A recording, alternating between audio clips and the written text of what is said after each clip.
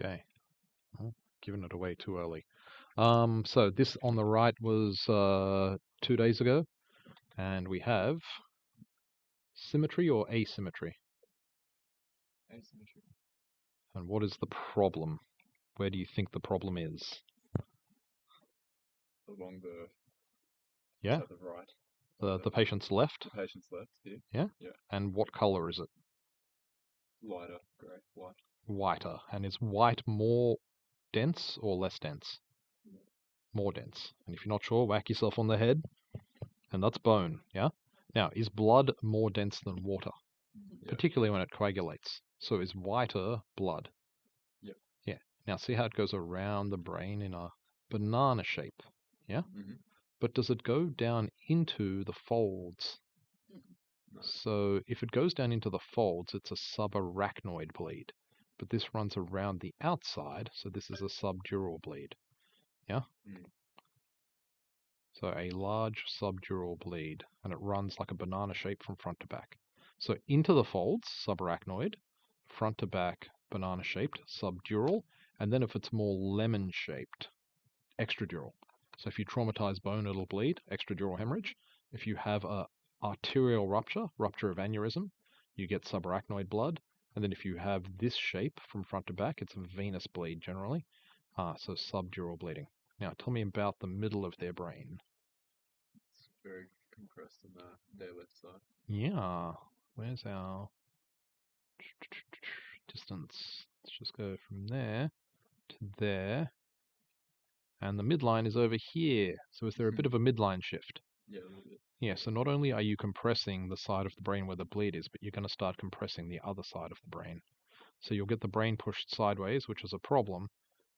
You'll also get the brain pushed south. And if you start pushing south, it's going to come out the foramen magnum called coning. Yeah? Mm-hmm. So you can see a lot of CSF displacement. So what have they done to fix the bleed? Well, you can see some surgical clips. And what have they done? Taken the bone off, and that's called a craniectomy.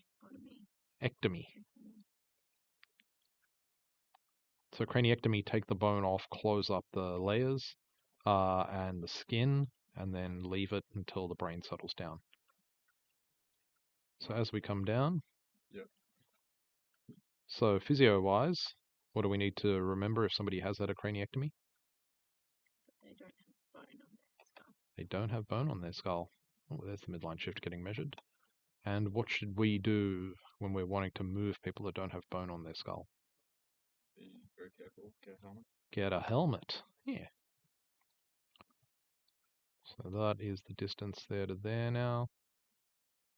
And it's gone from a lot more millimeters to less millimeters. Yeah, why is that not being measured? Somebody has... Yeah, it's only giving us the front to the back. Anyhow, less displacement. But there's a big kind of hematoma on the outside now. So there is some bleeding and a bit of air because they've evacuated the hematoma. So there's a bit of stuff left in there. A hematoma on the outside of the scalp. Oh, sorry, not of the scalp, of the dura. And ooh, I didn't notice that earlier. See that? Mm-hmm. That's the wrong shade of grey. Yeah, and to some degree there. Now, is that blacker or whiter than the rest of the brain? Black. And blacker is water. So why would there be water somewhere that shouldn't be there?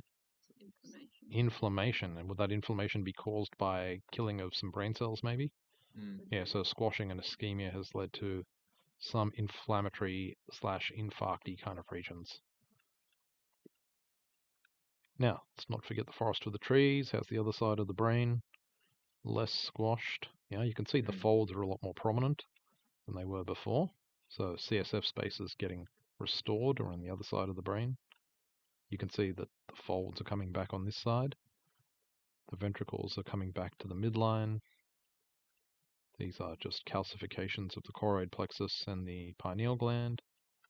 And then, yeah, little ischemic territory down here in the, I don't know, lower frontal, parietal. What do you reckon?